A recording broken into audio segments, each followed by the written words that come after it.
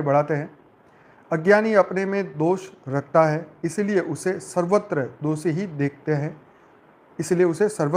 ही दिखते हैं और ज्ञानी अपने में से दोषों को निकाल देता है, इसीलिए उसे कहीं भी दोषी नहीं दिखते। अज्ञानी अपने को दोषियों के बीच में रखता है, इसलिए उसमें दोष आ जाते हैं और ज्ञानी अपने को दोषियों के बीच से निकाल लेता है, इसीलिए उसमें से दोष नहीं रह जाते।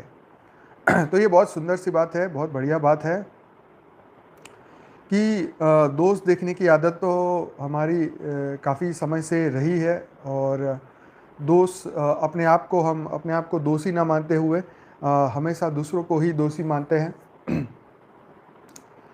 तो ज्ञानी जो है अपने अंदर की कमियां ढूंढ लेता है और अपनी कमियों पे काम करता है, उस कमियों से बाहर निकलने की कोशिश करता है। तो ये बहुत बड़ी बात है ज्ञानी और अज्ञानी के भेद में। आगे है, वासना में आसक्त मनुष्य अज्ञानी है और वासना से विरक्त ज्ञानी है। अज्ञानी परतंत्र होकर संसार में भटकता है और ज्ञानी स्वतंत्र होकर संसार से आनंदपूर्वक विचरता रहता है। तो यहाँ संसार की बात नहीं है, यहाँ तो हम संसार से परे की ही बात सोचते हैं।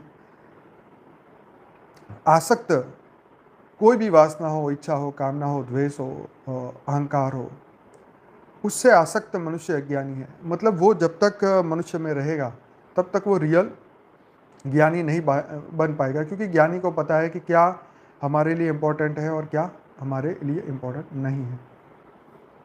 तो यहाँ संसार में आनंद पूर्वक विचरने का मतलब कि अपने जो निर्धारित कर्म है वो आनंद पूर्वक कर पाएगा, क्योंकि वो उसकी आसक्ति कहीं पर भी नहीं होगी, ना कर्म पे ना उसके फल में। तो ये इम्पोर्टेंट बात है यहाँ। अज्ञानी जगत प्रपंच का संगी होता है। अज्ञानी जगत प्रपंच का संगी होता है, इसी से दोष युक्त रहता है और ज्ञानी सभी से उपराम होने के कारण असंग स्थिति प्राप्त करता है, इसी से दोषों से मुक्त होता है। देखो, अज्ञानी जगत प्रपंच का संगी होता है। प्रपंच मतलब नाटक, शोमैनशिप।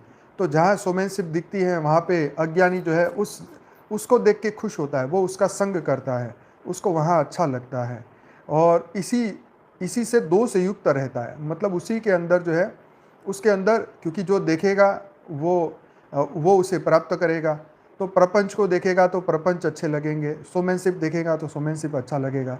तो इसीलिए उसके अंदर दोष युक्त वो बनता जाता है, दोष युक्त होता जा रहा है।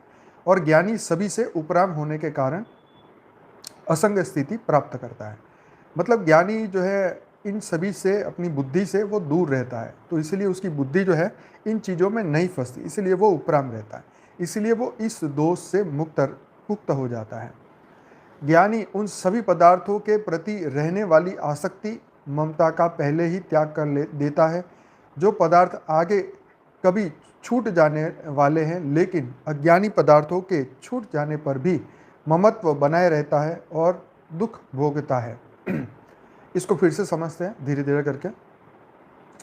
ज्ञानी उन सभी पदार्थों के प्रति रहने वाली आसक्ति, क्या ज्ञानी उन सभी पदार्थों के प्रति रहने वाली आसक्ति मतलब जो भी विषय वस्तु रिश्ते नाते, उसमें जो आसक्ति जो फंसी हुई है, तो ज्ञानी उन पदार्थ और इन सभी चीज़ों से उसमें रहने वाली आसक्ति, उसमें रहने वाली ममता का पहले ही त्याग कर देता है।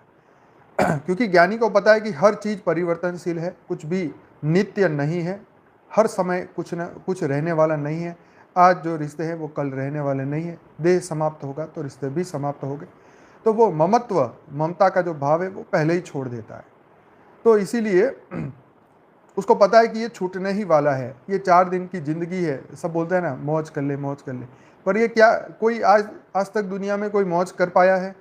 क्या आज तक दुनिया में किसी ने, कोई ऐसा व्यक्ति मिल सकता है जिसको आप कह सकते हो कि जिसने संसार भोगा है, जो हर पल सुखी रहा हो, हर पल वो खुश रहा हो? ऐसा तो कोई मनुष्य नहीं है। तो ज्ञानी जो है वो आसक्ति और ममता जो है वो पहले ही छोड़ देता है विषय और पदार्थों के प्रति। तो इसीलिए लेकिन जो अज्ञानी है वो पदार्थों से छूट जाने पर भी ममत्व बनाए रहता है और दुख भोगता है। तो वो हमेशा उसके मन में यही रहता है। जैसे आपके मन में जैसे आपके मन में अभी भी चल रहा हो कि अरे वो डिग्री मुझे मिल जाती तो कितना अच्छा होता, अरे वो दुकान मुझे मिल जाती तो कितना अच्छा, अरे मुझे वो मिल जाता, अरे मुझे वो मिल जाता।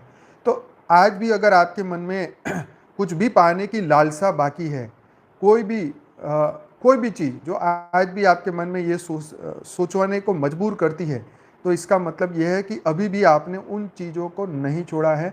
आपने अंतर मन से, आपके अंदरूनी आपने उसको पकड़ रखा है। मतलब उसके जो इच्छा के जो बीज है अभी भी सूक्ष्म शरीर और कारण शरीर में मौजूद है। और एक दिन जब आपकी माइंड का पैटर्न अध्यात्म में से बदल के फिर माया की जगत में थोड़ी देर के लिए भी आप सोचेंगे, तो वो अंकुरित हो जाएंगे वो बीज, और तुरंत ही वो इच्छाएं और प्रबल हो जाएगी। और जितनी गति से आपने उसको छोड़ा है उतनी डबल गति से आप उसको फिर प्राप्त कर लेंगे। मतलब कहता है ना कि जो जिम छोड़ देता है वो तुरंत ही फिर मोटा हो जाता है। मतलब जो एक्सरसाइज छोड़ देता है वो फिर जल्दी से जल्दी मोटा होता है। तो एक्सरसाइज करते करते एक अभ्यास हो जाता है, मन को एक सेटिस्फेक्शन होने लगता है कि यस आज मैंने ये किया है, तो अब मुझे जो संयम बरतना है, खाने पीने पे कंट्रोल करना है, अब मुझे पतला होना है, या जो भी आपका आप मन से संयम रखते हैं।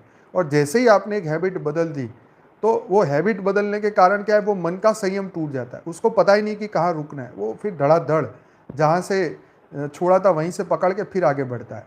तो यही माया का कमाल है। वो दुनिया कब छुड़वाता है, कब पकड़वाता है, कब फंसवाता है, वो कभी इंसान वो समझ ही नहीं पाता। तो इसीलिए जो ममत्व बनाए रखे हैं वो हमेशा दुख ही भोगता है, ये तो परम सत्य है। अभी भी कोई भी इच्छाएं, कामनाएं, वासनाएं मन में है तो वो दुख का कारण जरूर बनेगी बनेगी बनेगी, इससे कोई बच नहीं सकता।